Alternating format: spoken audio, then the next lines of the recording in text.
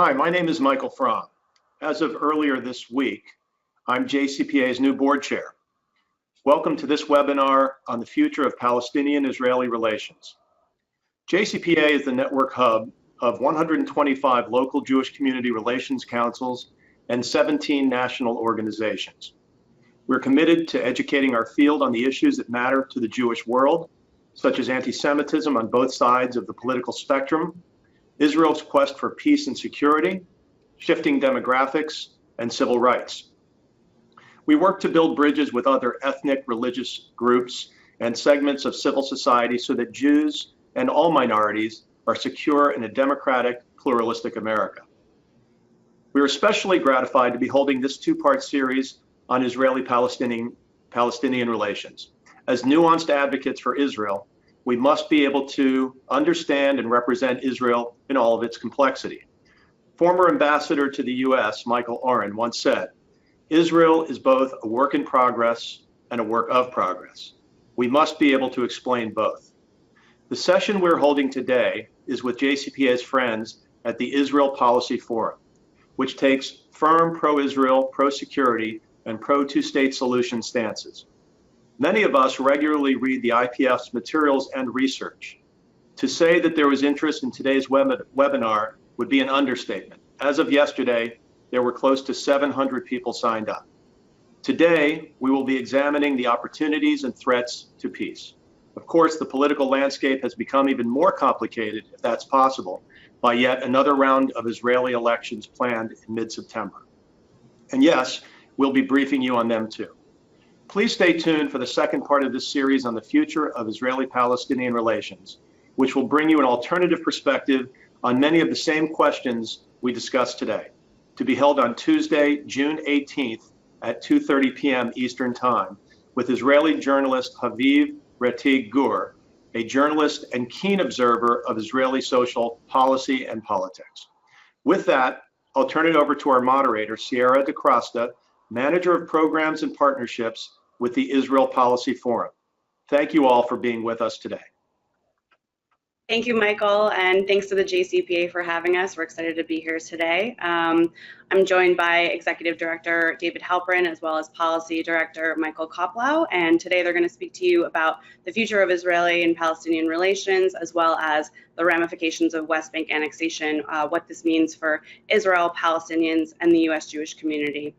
This is a position that we have come to through our great partnership with a group called the Commanders for Israel Security. It's a group of over 290 retired IDF generals, as well as retired members of the Mossad, Shin Bet, and Israeli police force. So we come to this conclusion from a really nuanced and frankly well-lived perspective. They're going to speak to you for about 20 to 25 minutes, and then we'd love to open it up to questions. We really want this to be an interactive conversation and hear what's on your mind. And we're really excited to be joined by so many people from the Jewish communal professional world, lay leaders, and people who are just interested in this work. After the conversation, if you'd like to learn more about any of the other projects, our website is simply israelpolicyforum.org. And Michael, the floor is yours. Thanks so much. Thank you, Sierra, and thank you to the JCPA for hosting this webinar. So before we get into the heart of the presentation that we have today, I wanted to set the stage a bit because there have obviously been some big recent developments that impact what's going on between Israelis and Palestinians. First of all, of course, there is going to be a new Israeli election on September 17th. And the outcome of that election, of course, is not known. But many of the things that we are going to be talking about today, are likely going to be on hold until after elections, and it will depend on who forms the government and what types of policies the new Israeli government goes ahead with. Second, the Palestinian Authority is also, if any of you have read David Halpfinger's interview with new Palestinian Prime Minister Mohammed Shtayyeh in the New York Times from yesterday, you'll know that the Palestinian Authority is raising the alarm about the financial crisis it's in, and there's debate among analysts as to whether the PA is on the verge of collapse or simply threatening being on the verge of collapse.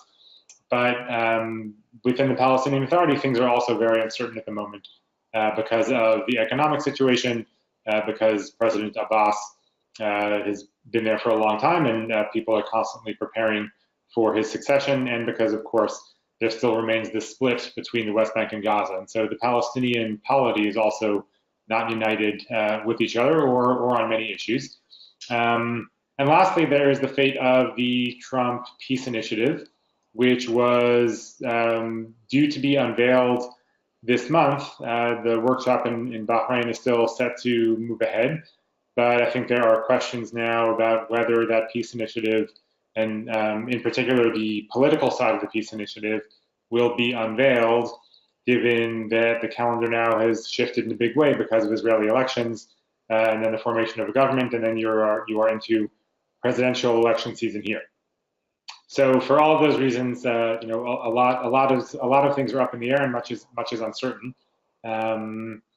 But it does not change the fact that there are still some fundamentals at work in Israeli politics that are pointing to the change in the status quo in the West Bank.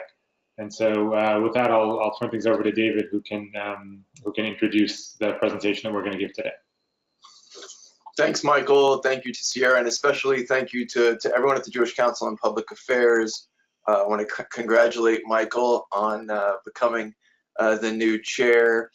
Big shoes to fill from Cheryl Fishbein, and congrats to David and Melanie on the work you all are doing.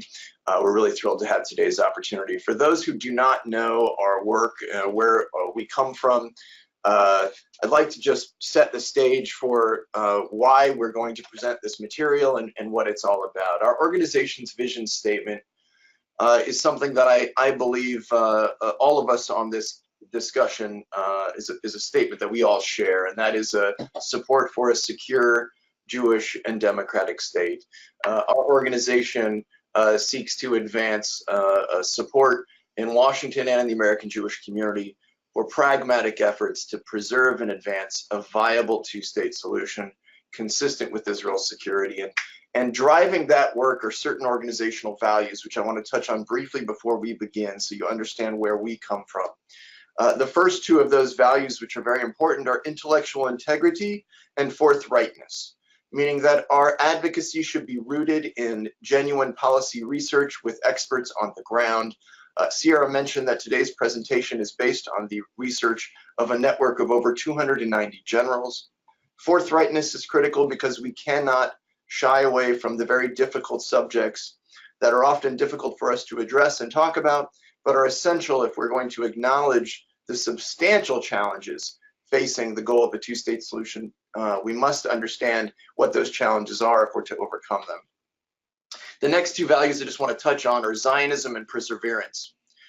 We come from an unabashedly Zionist perspective. Our vision statement, again, a secure Jewish and democratic state. And perseverance is a recognition that there are no quick solutions.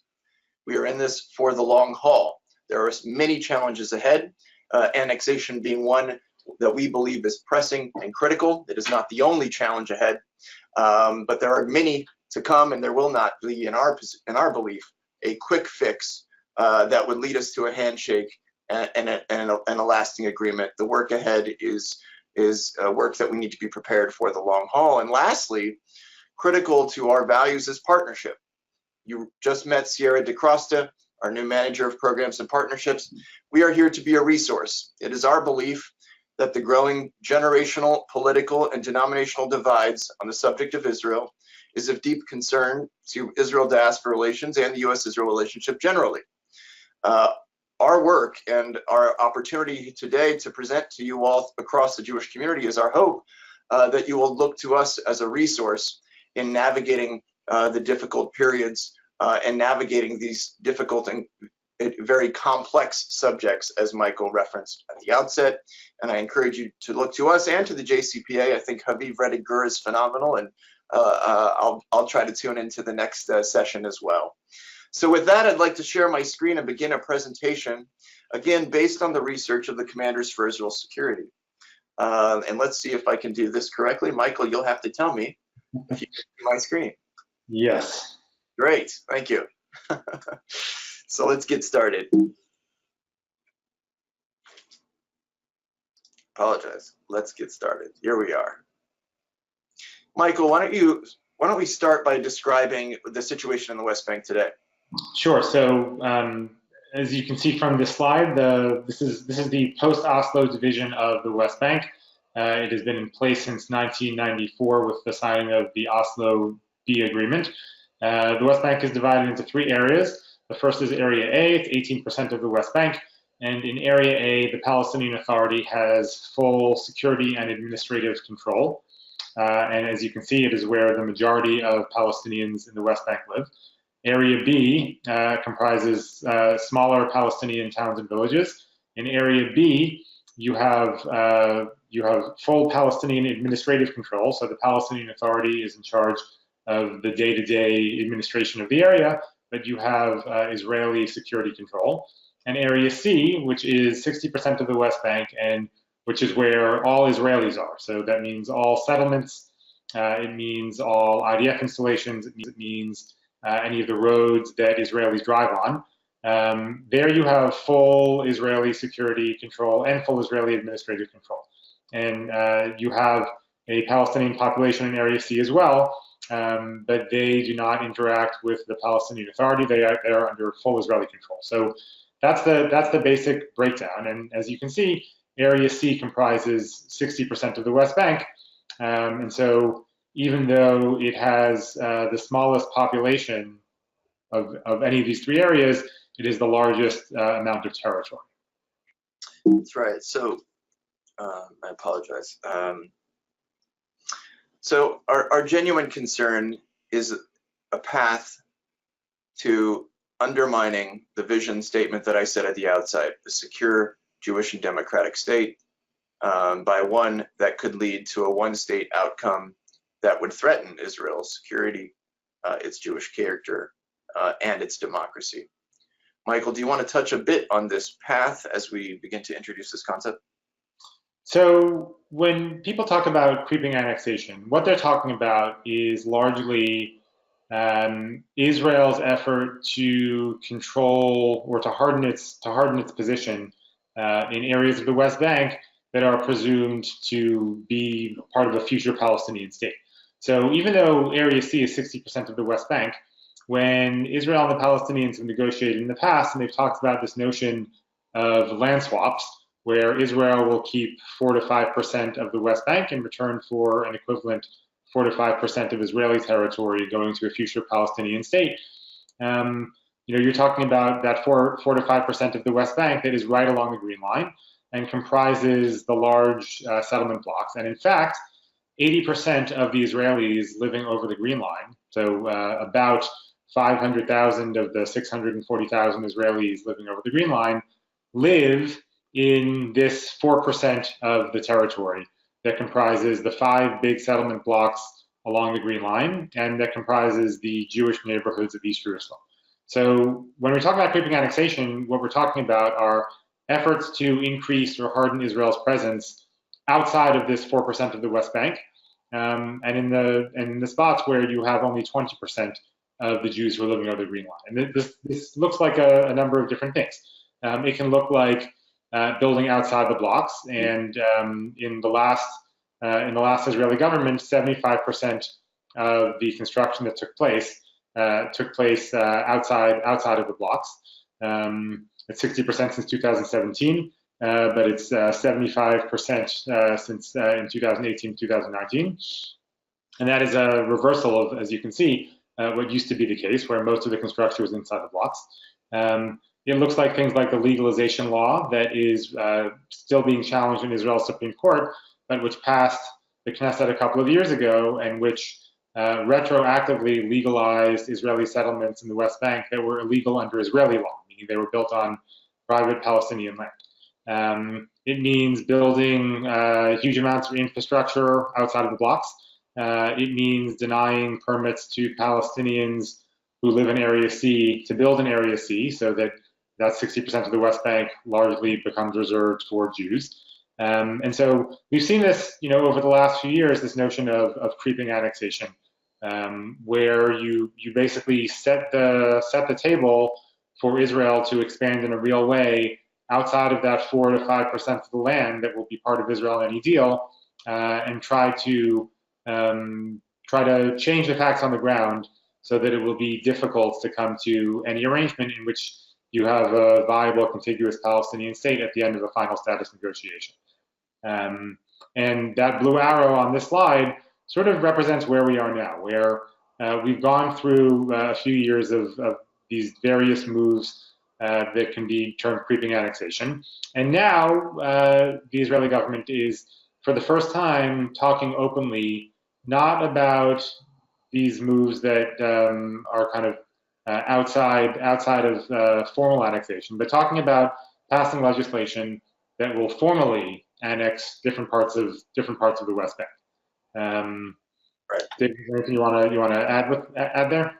No, I just will emphasize that, the talk of annexation of the West Bank, I think the big concern of why we're talking about this, and which I'm sure we'll come back to, Michael, with regard to the election and Netanyahu's own considerations, but I think it's important to emphasize that this is a conversation that used to be in the margins of Israeli political discourse. This was not something that was viewed as in any way viable, but that has gained steam within leading figures of the ruling party within Israel, and which of course has been raising concern, which we believe needs to be taken seriously. Right. Yeah. Oh, yeah, go ahead. We can play the video to demonstrate just how much widespread support it has begun to receive. I apologize. My screen. Here we go.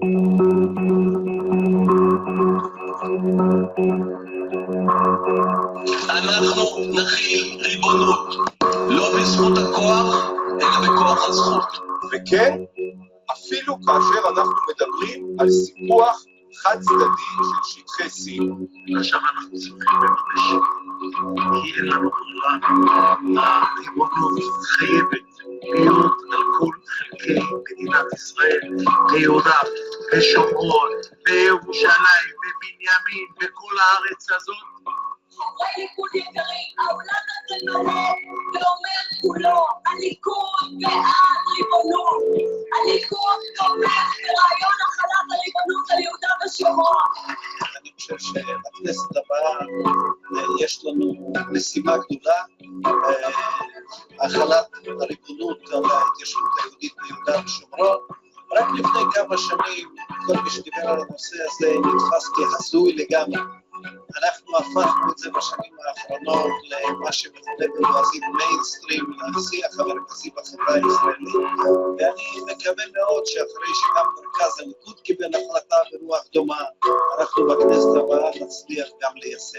גם בעד סיפוח של יהודה ושומרון? אני בעד סיפוח של יהודה ושומרון. של מה? של מה כל יהודה ושומרון? כולל שטחי A ו-B? כל יהודה ושומרון.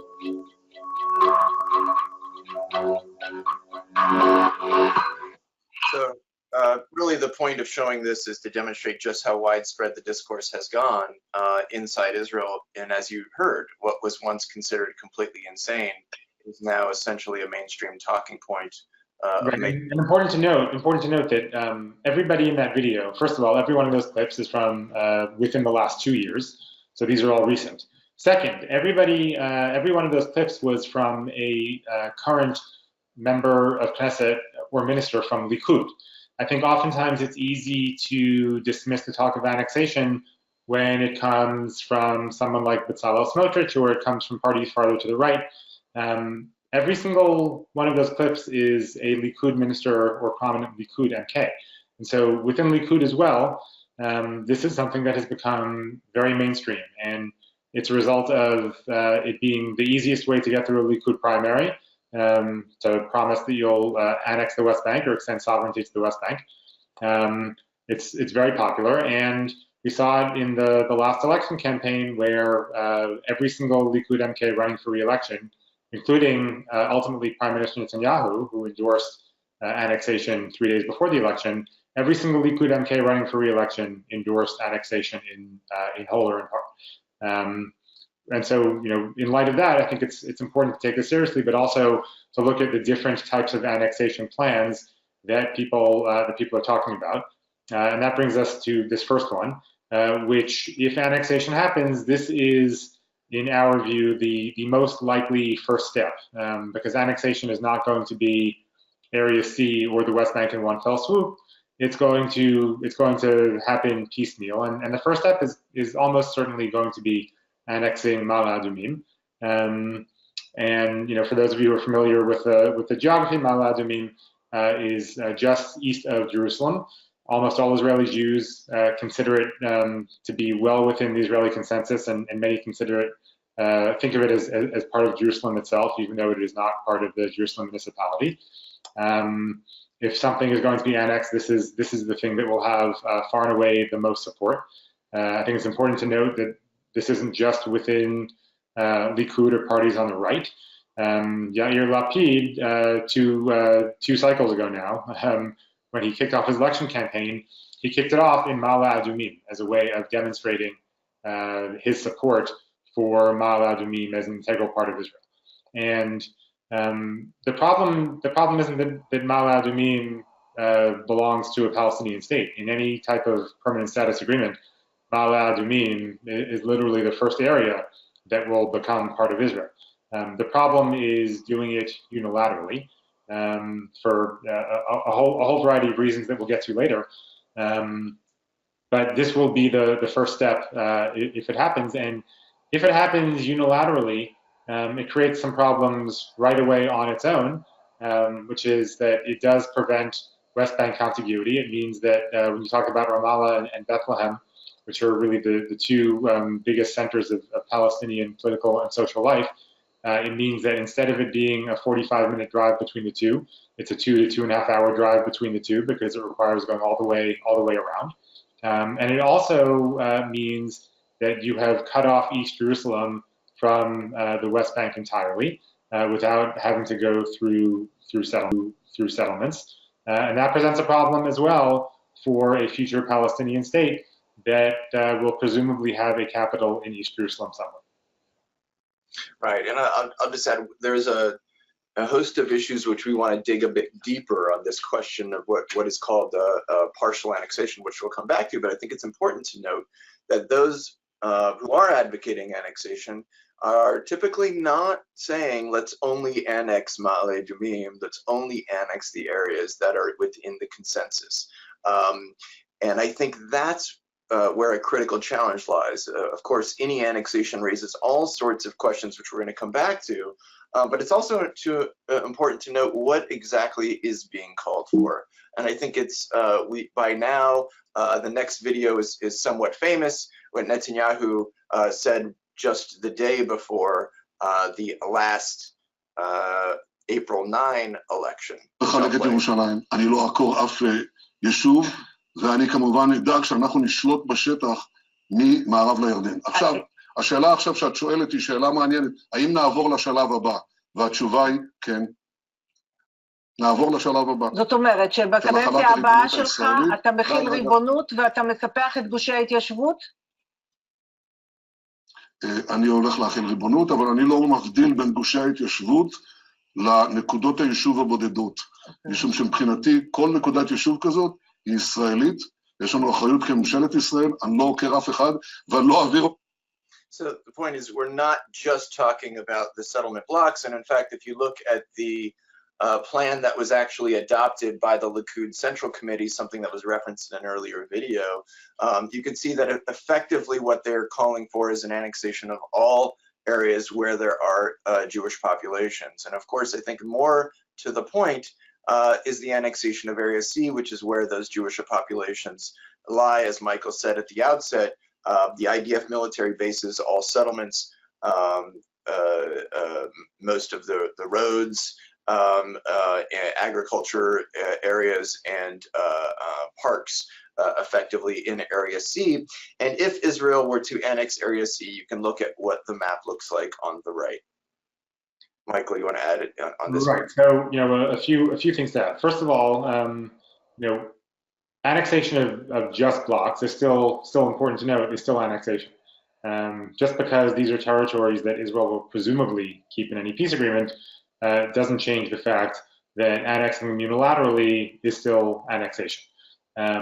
Second, within Likud and within Habayit HaYehudi, and within the Haymin HaChadash, which is Naftali Bennett and a party that will be running again in the next elections, there is not one person who advocates annexation of only the blocks. When I say the Ma'ale Adumim will be, or the blocks will be a first step, it is meant to be a first step that then leads to what we see on this slide, which is annexing all of Area C, which is one of the reasons why annexing the blocks is not going to remain just an annexation of the blocks. There is no support for that. The support is for annexing the blocks first as a test case, and then moving on to annex the rest. And as David noted, annexing Area C presents a host of problems even before we get into the demographics and what the reaction from outside parties will be. It leads to a host of problems on its own.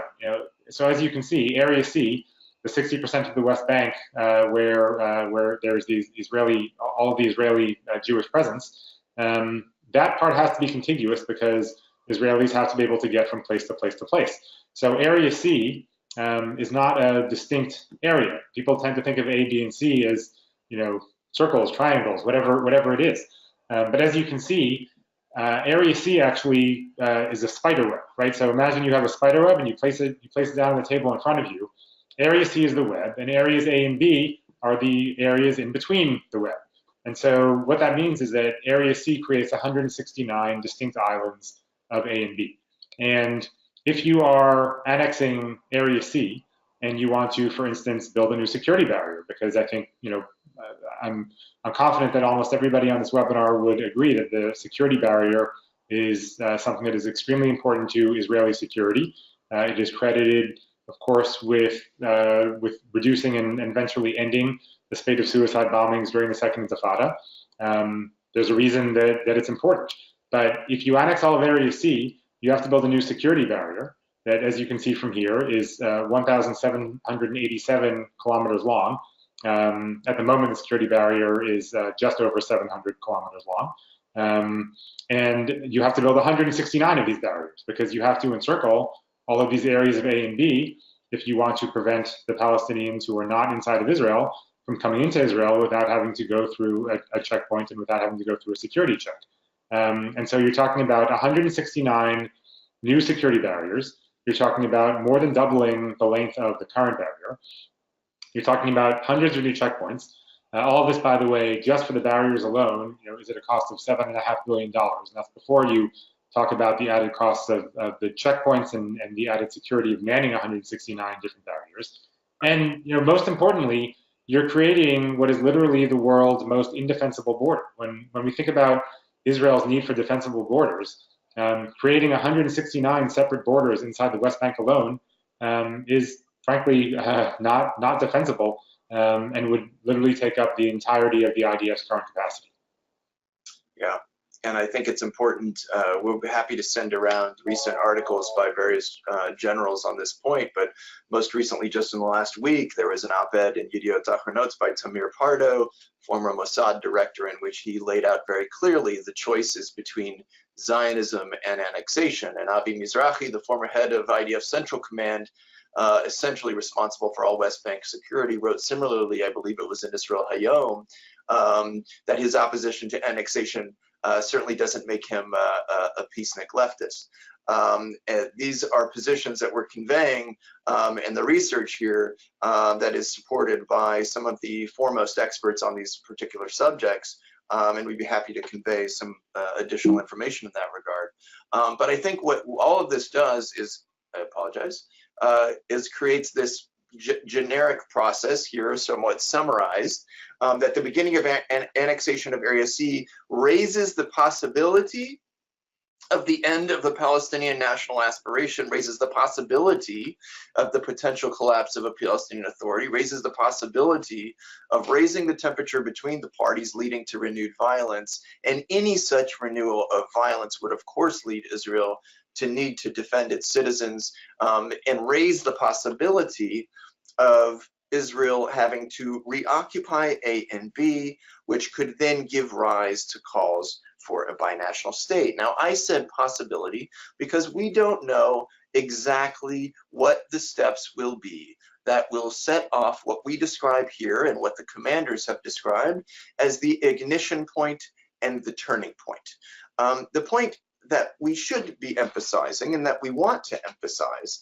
is that at a time when we see 20-point drops in support for a two-state solution from both sides, and at a time when we see a significant financial crisis putting in question the short-term viability of the Palestinian Authority, and at a time when the next generation of Palestinians are increasingly saying, simply give me an Israeli passport and I'll forego the national aspirations of my father and grandfather, any form of annexation may not be the ignition point, but it raises the possibility that we're getting closer to that ignition point. So nobody can tell you that the next step will be the shoe that brings down the Palestinian Authority or that launches a new round of violence. But what it all does is adds more to the temperature that brings that potential turning point closer to reality. And our deepest concern is that if we reach that ignition point and we reach that turning point, we may find ourselves on a path that could be a slippery slope to the one-state reality that would go contradict our vision of a secure Jewish and democratic state. That once that path begins, once we've reached that turning point, it will be very difficult to arrest and put the pieces back together again to a viable process that would preserve the possibility, again, of a viable two-state outcome. Right. The reason that annexation of Area C is popular among the folks in Israel who advocate annexation is because it hinges on this idea that you can have the most territory with the fewest Palestinians. That you take 60% of the West Bank, where all of the Israelis are, and you're only taking along with you 300,000 Palestinians, and the rest of the Palestinians are in areas A and B, and they will be autonomous there, and they'll govern themselves, and everything will be fine. The problem is that depends on the Palestinians agreeing to this arrangement, and given the various pressures on the PA, economic and otherwise, the idea that even if Mahmoud Abbas wanted to maintain a Palestinian Authority in 40% of the West Bank, after having been told that you'll never get a state, the best you'll have is autonomy, even if he wanted to do that, I don't know that he would be able to do it. As it is already, Palestinian, in the last 3 months, since the Palestinian budgetary crisis has started, and since Palestinian salaries have been cut in half, and that includes the PA security forces, PA security forces early retirements and furloughs and absences have increased. And if this security cooperation collapses, it means that Israel is going to have security responsibility for the entirety of the West Bank. And if the PA itself is unable to hang on, even if somebody is entirely in favor on the merits of annexing Area C and keeping it at that, it's very unlikely that this process won't unfold and that Israel will be able to just keep it at that. What is more likely is that all these pressures on the Palestinians end up forcing Israel to go in and take ownership of the entirety of the West Bank. And there's a reason that very few supporters of annexation, outside of people like Bezalel Smotrich and the Kahanists, support full annexation of the West Bank, because nobody wants to have control over 3 million Palestinians in the West Bank. And nobody wants to have the IDF be, not only the macro security force, but literally the entity that is doing police work in Jenin and Ramallah and Nablus. And so, this is the serious danger here, that because nobody knows nobody can definitively predict what that breaking point will be.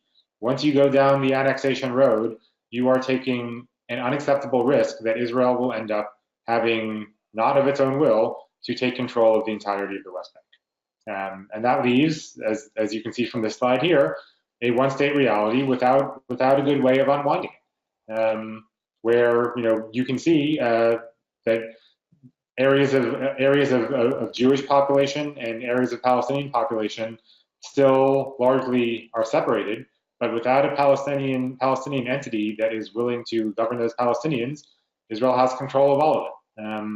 And that is something that really everybody inside of Israel, including people who think that annexation will go swimmingly, want to avoid. And if this is something you want to avoid, then going down the annexation road in any way, shape, or form is an awfully big risk to take, understanding that you are putting Israel's future and the prospects of a binational state really at risk.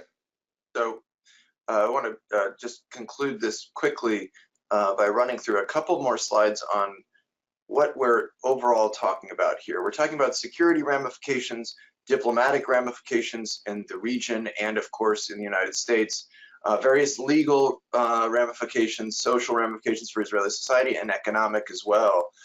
Economic ramifications, you can see them outlined here according to the study by the commanders conducted alongside a variety of economic experts. Michael, do we have time? I guess not for the video, but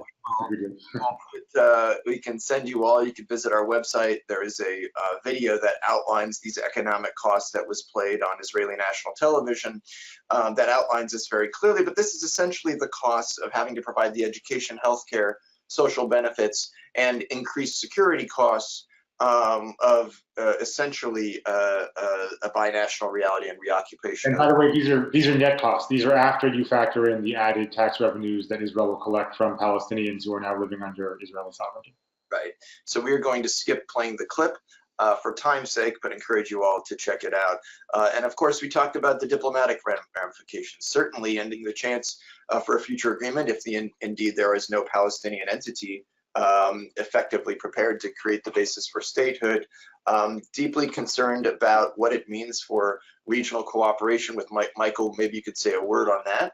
And of course, we're deeply concerned about what it means for the U.S.-Israel relationship, the relationship between Israel and diaspora Jews, and the fight against BDS. There's nothing more that I could think that BDS advocates would like to see than for Israel to take steps such as annexation, which would remove which would seemingly demonstrate that Israel is unserious about a viable agreement. Right, and on the issue of regional cooperation,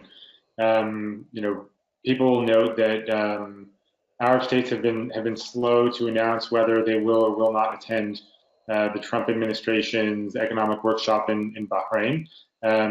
States that have said that they will attend, including the Saudis, and most recently the Jordanians and the Egyptians, just in the last week, all publicly came out and said that they will not support anything that is not based on a two-state arrangement with East Jerusalem as the capital of a future Palestinian state. And obviously, annexation ends that. And we all hear a lot about the ongoing cooperation behind the scenes between Israel and Gulf states. I think that annexation will guarantee that cooperation permanently remains behind the scenes, and that Israel never actually reached the benefits of that cooperation. Because remember, the behind the scenes cooperation benefits the Arab states that now get access to Israeli intelligence and Israeli military technology and assistance. The benefit to Israel comes when these states normalize relations with Israel, and that simply will not happen if annexation takes place. So, in conclusion, as we've been talking about, we're unable to anticipate what will be the turning point. Should be unable, not enable. The momentum is already here. Partial annexation is dangerous in its own right. It could threaten the bipartisan consensus and give fuel to the BDS movement, and of course lead to the end of the vision I talked about repeatedly, secure Jewish and democratic state. Again, all of this is based on the research conducted by the Commanders for Israel Security, a network of over 290 generals. And from our perspective in the Jewish community, we have basically three core messages. Number one is to talk about it, to take it seriously, to not view this as merely talk that will never take place. Well, again, what we have seen is an idea that was once in the extreme moved into the mainstream. Those of us in the community have been advocates, again, for a viable two-state outcome that provides for Israel's security, should recognize that this is a threat that would undermine the things that we hold dear, including the relationship between the United States and Israel, and with diaspora Jews. not to mention create all sorts of risk for Israel and its security and economy as outlined by the generals. The second thing is to simply ask questions when talking with Israelis, to raise this as an issue of deep concern of the American Jewish community. We recognize that we are advocates for Israel. We are not voters in Israel, but we do have a stake, and we need to raise deep concerns about what such a move would do for, again, the U.S.-Israel relationship, for Israel's security, and for Israel-diaspora relations. And lastly, from our organizational perspective, what we would love to see our community do is to support more pragmatic steps to not reverse the possibility or remove the possibility of a future two-state solution, but to support pragmatic steps that would actually preserve that possibility so that it could be advanced in the future, improving the security, economic, political steps, environments on the ground. We would encourage everyone on this call to visit a website that we've created called 50 Before the Deal, 50stepsbeforethedeal.com, where we believe there are specific individual steps by all the parties, not only the United States, not only Israel, but the Palestinians and the Arab world as well, steps that could be taken to improve the environment and set the stage for serious, viable negotiations in the future. And with that, and you can also find that report on IsraelPolicyForum.org. Yes, thank you, Michael. And with that, I think we'll finally be at questions, and I appreciate everyone bearing with us through this presentation, and welcome your questions on this or any other matters that may be of pressing interest. And I will stop sharing my screen, but thank you all. Great, thanks to both of you. So we have a lot of great questions here. The first one being, why do we begin with the assumption that there must be a two-state solution? And without any agreement that's been completed or implemented, what is the basis for claiming that certain lands should be part of a currently non-existent Palestinian state?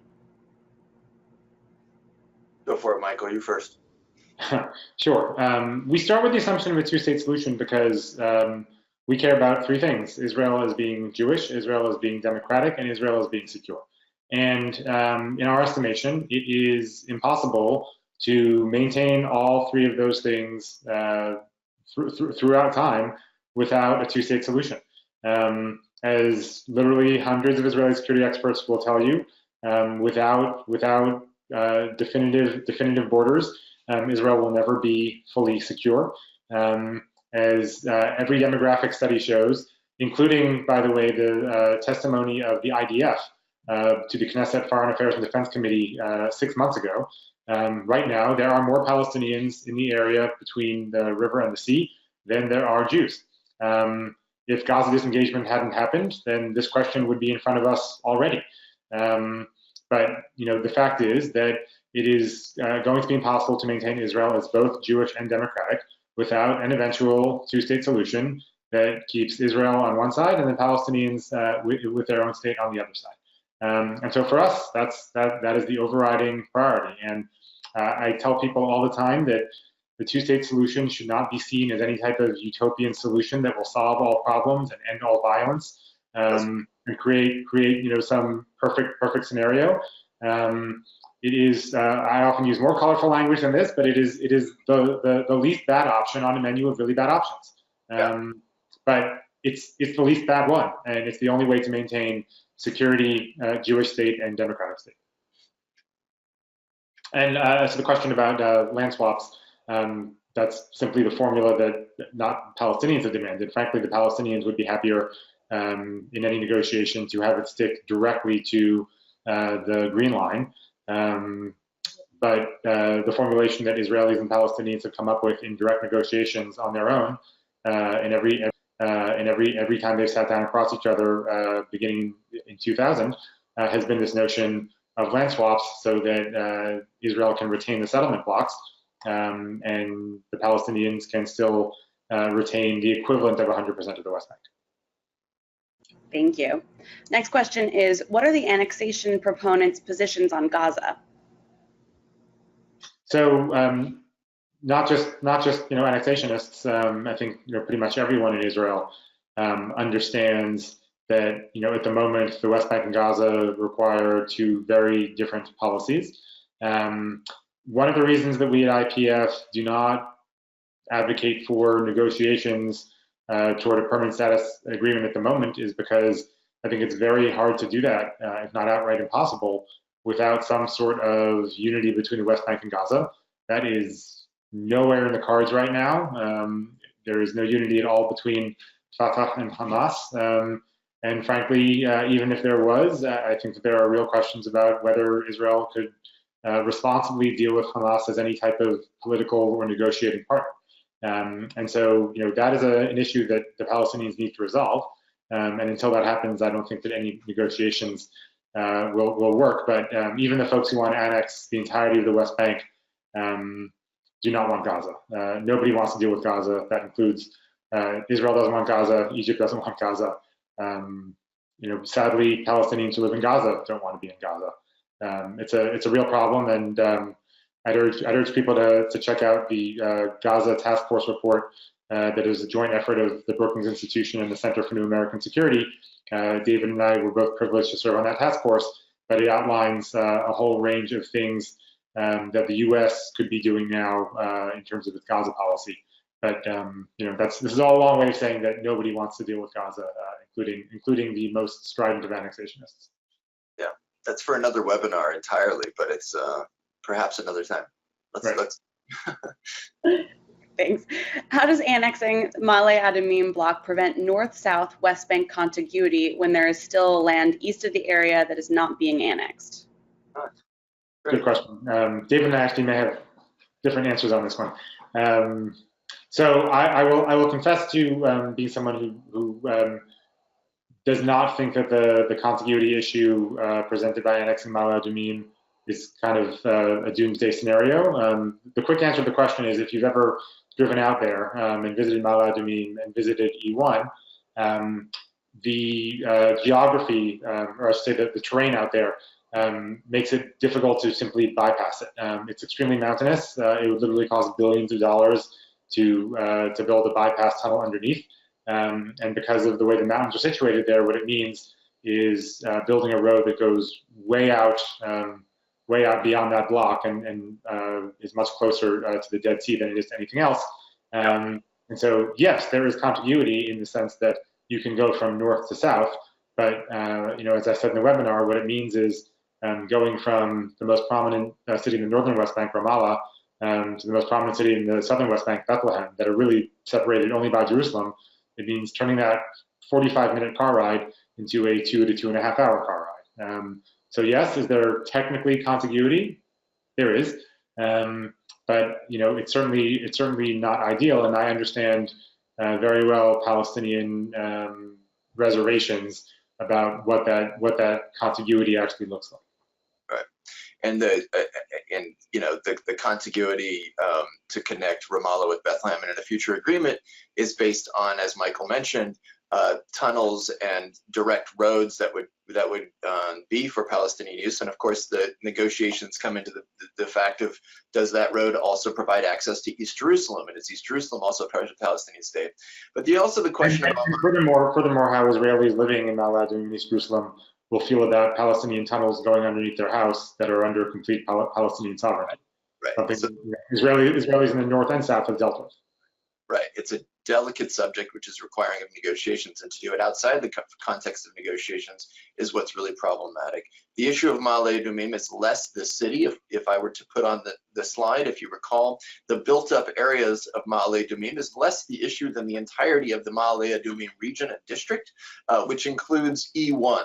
E1, the area northeast of Jerusalem, that was slated for a new neighborhood and halted by Ariel Sharon amidst fierce protests at the time by the United States and the European Union. E1 has become a very famous or infamous red line, particularly of the Europeans, that has long been viewed as a step that would mean the end to any real viable arrangement, because it would basically not enable the East Jerusalem Palestinian neighborhoods to have any expansion whatsoever. And so it is an incredibly delicate issue, and to annex Ma'ale Adumim in that entire district would be effectively to stake Israel's claim on this highly, highly controversial area, which we certainly would raise the stakes. We're concerned that certainly raises the possibility of there being a response either by the Palestinians or by the international community.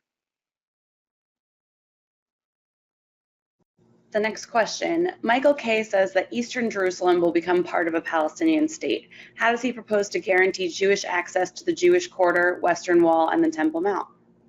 So when I say East Jerusalem, I'm largely talking about the Palestinian neighborhoods of East Jerusalem, east of the Old City, neighborhoods that were not part of Jerusalem before Israel annexed them after the '67 war. I think that there's no scenario in which Israel will give up sovereignty over the Jewish Quarter, nor should it. In terms of the Old City writ large, there are all sorts of different arrangements that have been proposed over time, from shared sovereignty to it being an international city to dividing the Old City right down the middle. I have my own views as to which of those would work best versus which would not work as well. But there's no question some sort of arrangement will have to be worked out for the Old City. But under no circumstances will be an arrangement in which Israel does not have direct sovereignty over Jewish holy sites. The question becomes, when we talk about East Jerusalem, what happens to all the Palestinian neighborhoods east of the Old City, which is where the 300,000 Palestinians who are residents of East Jerusalem live. And again, those are neighborhoods that have virtually no Jews. So when we talk about a capital in East Jerusalem, that's what we're talking about. We're not talking about putting a Palestinian capital in the Kotel Plaza. Right, and I think it's important. I know it's tempting to sort of want to negotiate before the negotiators and figure out exactly what that arrangement. Clearly, the final status of Jerusalem needs to happen in negotiations between Israelis and Palestinians. But I think to our point in the presentation is there's so many other steps that could be taken now that would improve the political atmosphere between the two sides, the security environment, and the economic conditions. And again, we have a 30-plus mile gap in the security barrier in the southern West Bank that could be closed. We have 50,000 Palestinians entering Israel every single day without a permit, without anybody knowing who those folks are, how to issue those permits, something that Gadi Eisenkot, the former IDF chief of staff, advocated for publicly before he left office. We have 800,000 Palestinians in Area B in the West Bank who do not have law and order, basic police patrolling, because of the lack of contiguity between Area A and B, where police need to travel across Area C to enter Area B with Israeli permits. That could be facilitated and expedited. There are all sorts of, there are the neighborhoods in East Jerusalem that are now on the wrong side of the security barrier. There is an article actually today, I noticed, in the Times of Israel that profiles these neighborhoods that are on the wrong side of the barrier, that effectively no longer receive municipal services. These are the sorts of issues that we could begin to talk about, encouraging, finding ways that the United States could support Israel and the Palestinians addressing now that could dramatically improve the situation on the ground and make it more likely that trust can be developed that would enable negotiations in the future. But to talk about the final status arrangements of Jerusalem at a time when you have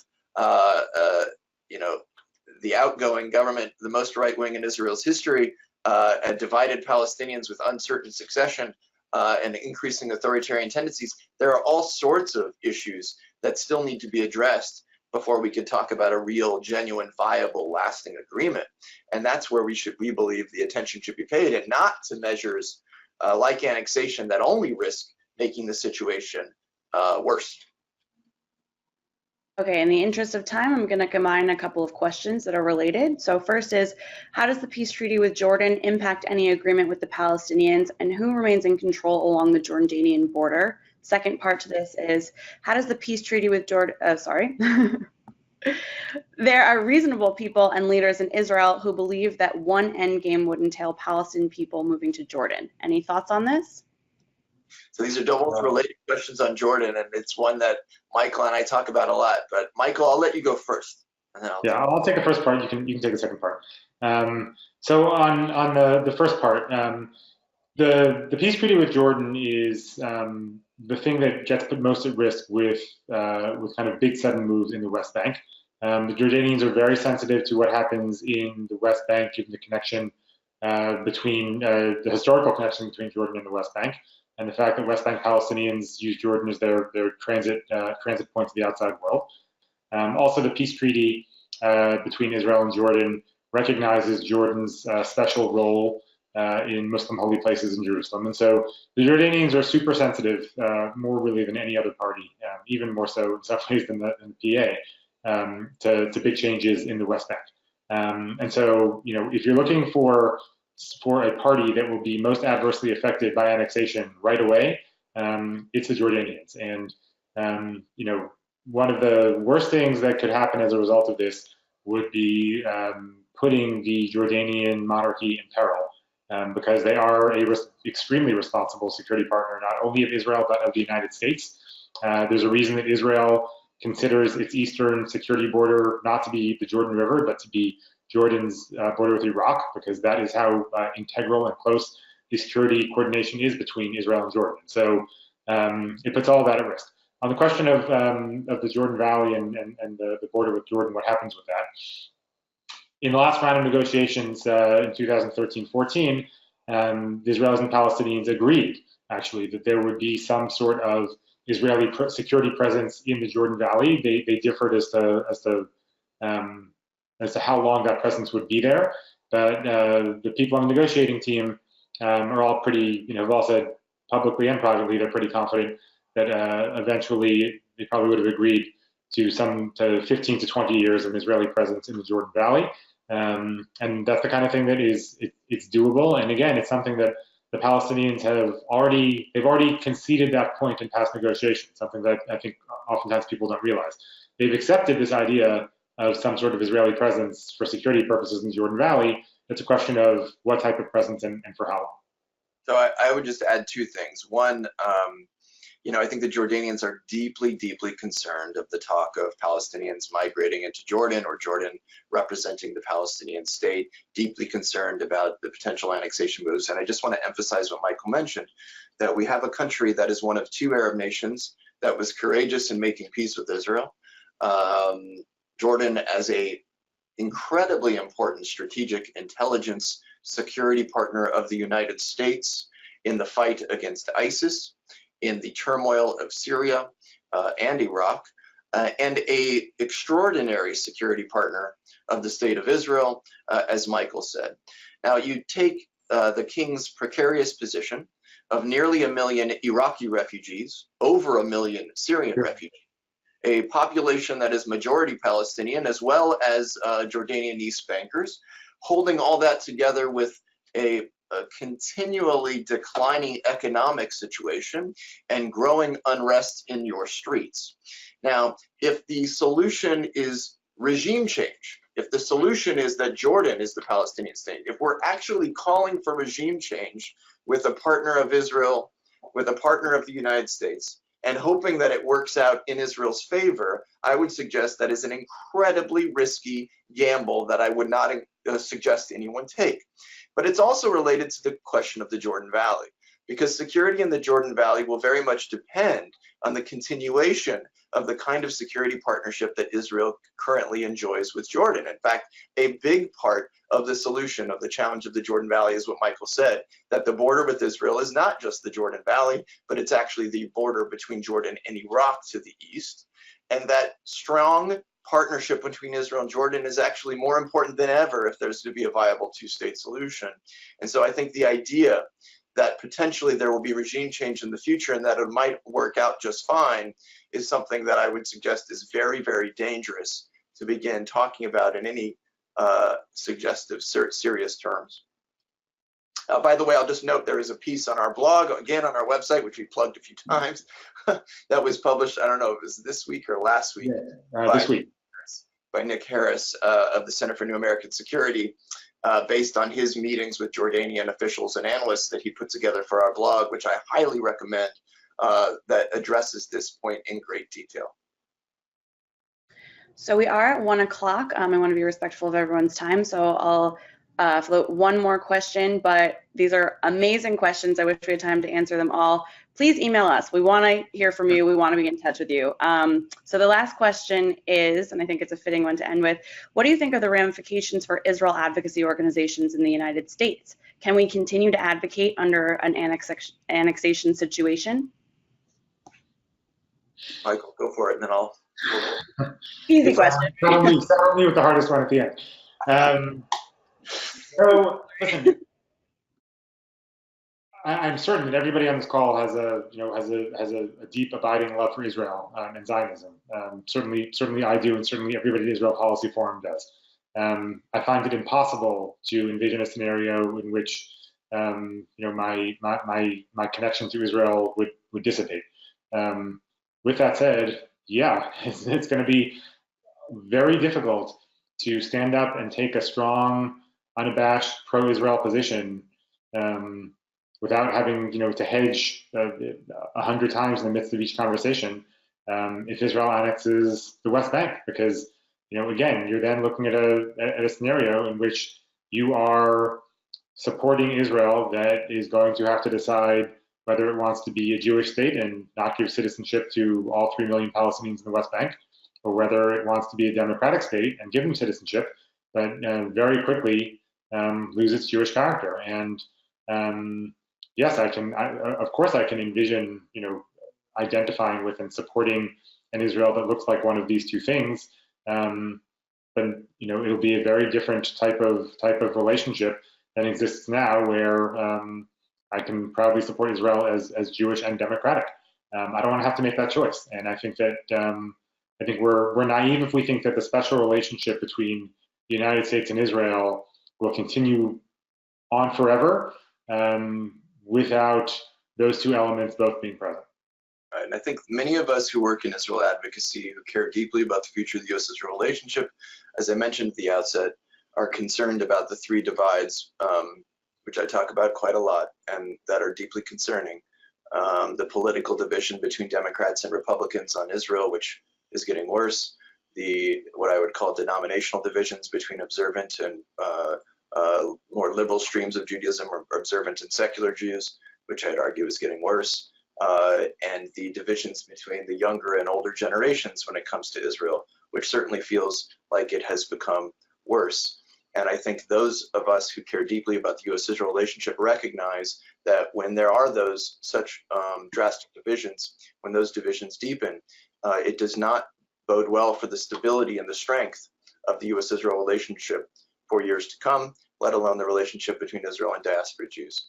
And so our advocacy on this particular issue, this very uncomfortable issue, this very difficult issue, is in recognition that if such an issue would go forward, it is far more likely to deepen those divisions and to make our work as Israel advocates that much more difficult in order to navigate these growing divides, which I do believe would be certainly widened divides even more should this sort of step go forward. And that's why, as an American organization, we believe we should talk about it, because it is core to our work as Israel Policy Forum is not to convince Israelis, it's to recognize in partnership with Israeli organizations that we too have a role in the United States, in the Jewish community, and in Washington.